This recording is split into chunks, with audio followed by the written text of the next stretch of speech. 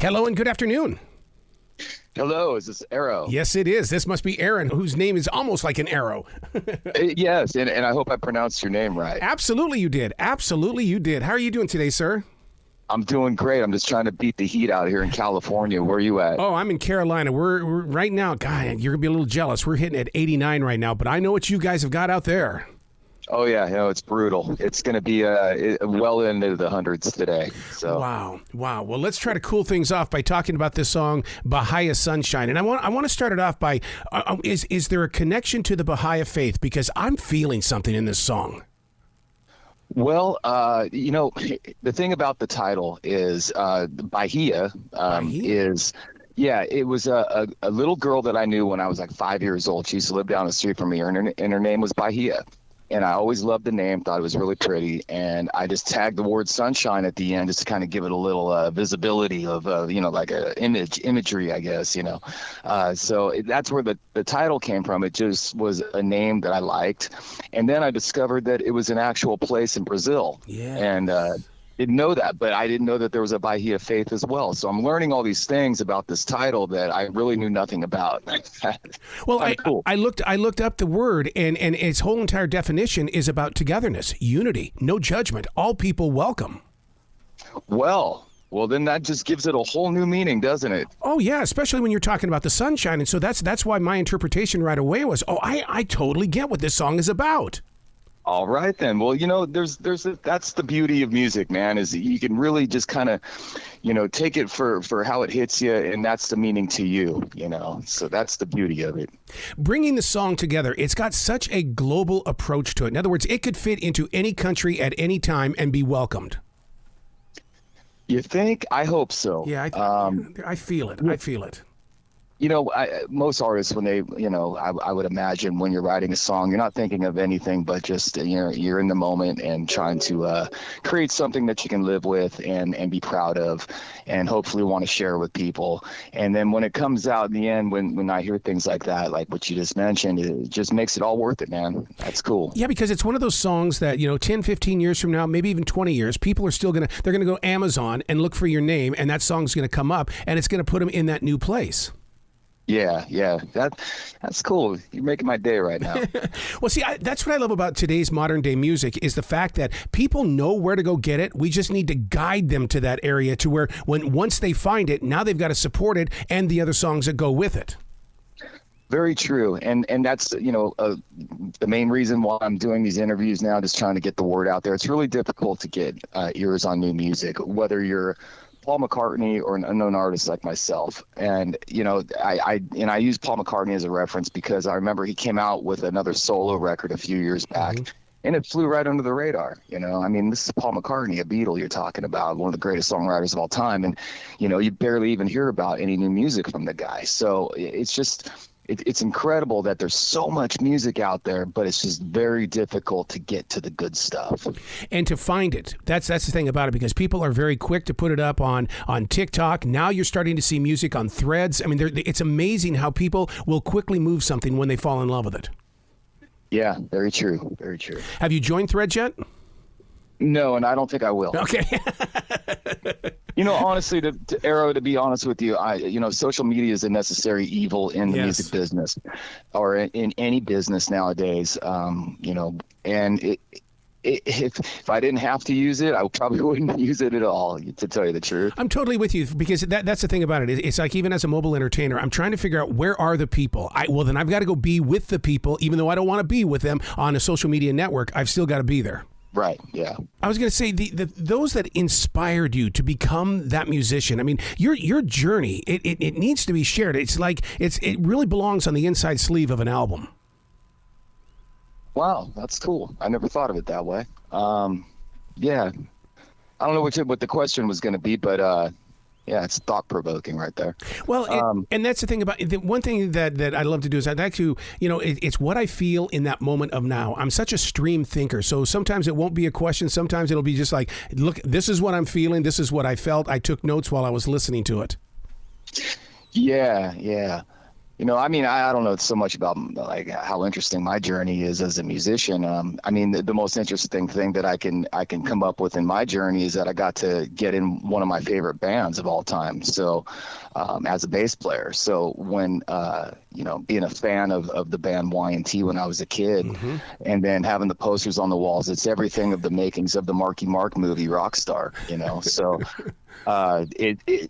that's the part I guess the big button on it right there is having that opportunity to get to play with a legendary artist as Dave Meniketti and the band Y&T. How did you reach beyond that? And the reason why I bring that up is because I was just I listened to an interview with Kelly Rowland yesterday where her days with Destiny's Child was over, but she didn't think she was over. How did you push yourself beyond that? Just because the group isn't there, it doesn't mean my creativity has to go silent. Yeah, well, that's just the natural born artist and anyone that's creative, whether you're a chef or, a cook, or whether you're a carpenter or, you're a musician or an actor. I mean, I've always looked at it, it's just going to come out in any form it's going to come out. It doesn't matter what band or group you're with. If you're a true artist, your art is going to come out in some way. But just to be clear, is Y&T is very functional right now. It's not over yet. That's awesome. See, because you know how people are. If I'm not listening to it on 106.5, or if I'm not seeing it on America's Got Talent, then where is it? And so you know how people go that way. Right. No, I agree totally.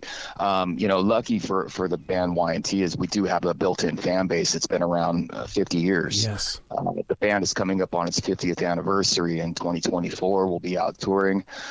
We will be, just doing everything we can to really ram it home with the 50th anniversary thing, and then see what comes out after that. But it's still functioning, still moving. In fact, we're playing this weekend. We're doing the 21st, 22nd, 23rd down in Southern California, doing a little run of dates down there, and then we're looking at some world travels, Japan, UK, Europe, things like that in 24. So going to stay busy with that. But back to the solo music is, when I do have downtime, which there has been quite a bit of it ever since the pandemic stuff, still trying to move forward into, normal touring schedules. But, I find myself at points within the year or whatever that I just start rattling off a bunch of songs and writing and, recording. And, and that's what led to Bahia Sunshine was, I had the song sitting around for a little while in my head, had a little demo of it from way back. And I just sort of thought, maybe this is the right time for this song to emerge. And I could take it in a different direction than the way I had left the demo so long ago. And I rewrote all the lyrics. I kept the chorus section, but I did rewrite all the verse sections.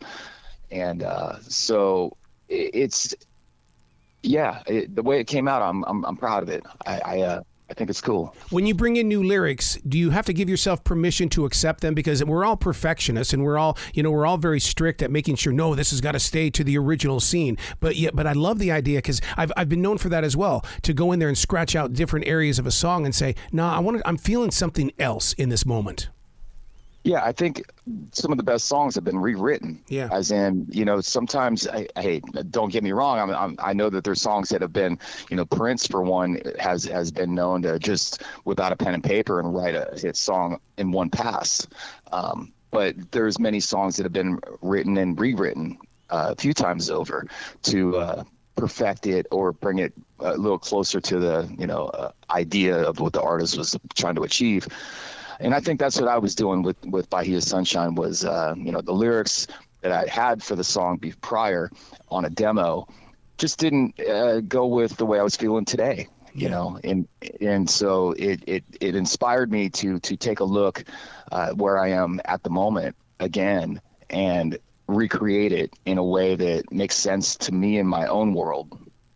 Did you have to go in and get artists to come with you into the studio in the way that, okay, you had the idea for the song, now we have to build a song? Or did you lay every one of the tracks out by yourself and then build it from there? Everything you hear is me playing everything. Nice. So Yeah, I don't have a band. I don't have a solo band. Maybe down the road sometime I'll put something together and go play this stuff live. I would love that opportunity. I just don't know when the time will permit to do that. But yeah, so all the instrumentation, everything, all the production, mixing, everything, I'm a kind of a, just take it on myself, which it's a double-edged sword, when you think about it, because it is great to bounce off of other artists and other people in the room. But when you don't have that opportunity to, hey, what do you think of this? It's kind of like you just got to trust your gut instinct and just kind of just roll with it, Yeah. Very Paul McCartney of you right there, because, I remember when Paul McCartney's first solo album came out, and those of us on the radio were talking about that Paul did all this work, and you're going, what? Are you kidding me? Yeah, incredible. And there's so many artists like that when you take a deeper dive into it. Lenny Kravitz is one that comes to mind. He's another one that plays all the instruments and his own productions. Prince, of course, Paul McCartney. I'm sure there's definitely tons more when you think about it, but sometimes people just work in a faster pace and they don't have time to sit around and bounce things off people. There's like, hey, get out of my way. I know where I'm going. Do you have to practice discipline? Only because I know what it's like. I'm in a studio right now, and I have to be out of here at a certain time. Otherwise, I'll stay in here all damn day. Yeah.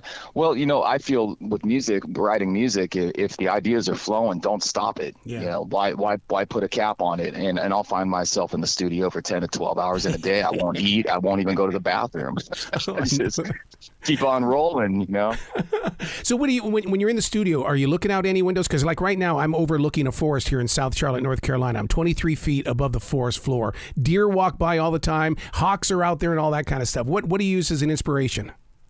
Well, I don't like to be distracted. Okay. So I like to work in an environment where I'm a little closed off. I don't, sure, it's nice to look out a window and see a beautiful scene.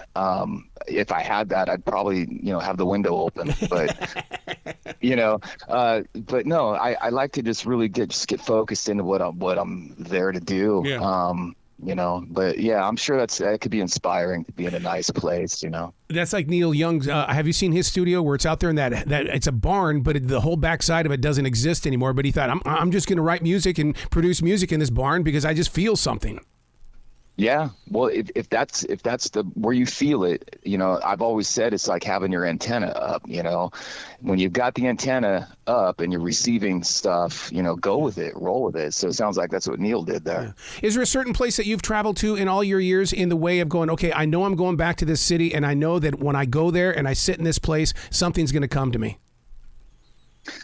Well, when I'm touring, it's very busy. It's a hectic schedule. Okay. And writing doesn't even come into play. It honestly doesn't. I mean, if I'm in a hotel room somewhere and if I've got, an instrument or something, I might have a riff or, but nothing intense of, I know there's artists that record on the road. They'll have their little laptops with them and, trying to do that kind of thing. But I honestly, it's just more of such a hectic schedule to just be up and moving all the time, So yeah, riding on the road doesn't work for me. That's for sure. I need downtime and I need a certain amount of space to just stretch out.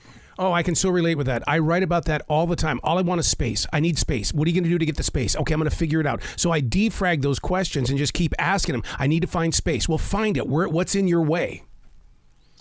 Right. Yeah. And if you can find what's in your way and remove it, then you're on to something, you know. Yeah. Then you can get busy. Is this part of an EP or are you going to go for a full album here? It's going to be part of an EP. Yeah. And so the plan is I'm going to release Bahia Sunshine as the first single. And then I have another song called Right the Wrong that I'm going to put out with another video to go with that. I do have a lyric video that's going to be coming with Bahia Sunshine as well. And to take it further, I may do a full production video. Just, I don't know yet. We'll see what kind of reception there is, if any, with the song. But, and then I'm going to take these newer tracks. I've got 4 brand new tracks that I've already recorded. Nice. They're done. And then I'm going to take a song called Live for Today, which I had put out, I think it was in late 21. And I'm going to put that on the physical EP as well. So I'm looking at probably 6 tracks. There will be one cover, and I'm not sure what that'll be yet. it could be the single that I put out previously as well, Children of the Revolution by T-Rex. I did a version of that. Really? So that may end up on the physical EP. Because I feel like, when you put stuff out just for streaming purposes, I think things get lost quickly and lost in the shuffle. But when you've got it on a physical piece of something, a CD, record, vinyl, and you have that in your hand, you're going to be more prone to want to play it. So I want to make sure that I put, my best stuff on the physical product. There's such a movement right now to go back to the CDs, because my 17-year-old grandson he wants my CD collection, and I go, you've got streaming. No, I'm fine, dude. I want the CDs. I want to physically have the power of choice and have it in my hands. Well, that's smart, because you own it. This all music in the air and in the ether. I'm not really. I don't condone it. I think it's cool for its own portability, I guess, and to be so quick to access it if you know what you're looking for. But nothing beats the physical product. Yeah. So do you think we're going to get closer and closer to maybe some rules when it comes to these AIs? Because, there's got to be copyrights on the vocals now. There's got to be copyrights on the way you play that guitar. There's got to be something to protect the artist. Yeah, I don't know too much about the AI thing. I've dabbled in it a little bit. What I've done is I've taken song lyrics and I've dumped them in, and I ask the AI, create a music video script. Wow. And it'll spit something out, and it's pretty incredible. I got to admit, it really is thought provoking. But at the same time, if anyone can do what I just did, it's just going to flood things even more. It's just going to turn into this just hodgepodge of just everything's going to start to look the same, sound the same, I think. But I could be wrong. I don't know. It's all future based, man. It's insane, really. It's always exciting to watch it happen. Yeah. Well, we live in a very interesting time, man. We're very lucky to be living in these times right now. So true. Where can they go to find out more about you, Aaron, so they can give you some love? And I know you've got merchandise. Yeah, you could get it all info at aaronleigh.com. I've got all my links with the socials and all the audio, all the music. I've got some merch up there. Everything is right there at aaronleigh.com. All right. Well, I know with this EP coming, I want to talk to you with more and more of the songs. Because I want to hear the history of how these songs came into play. Awesome. Excellent. Well, you be brilliant today, okay? You too. Thanks for the talk, and I appreciate it, Arrow. Hope to talk to you soon.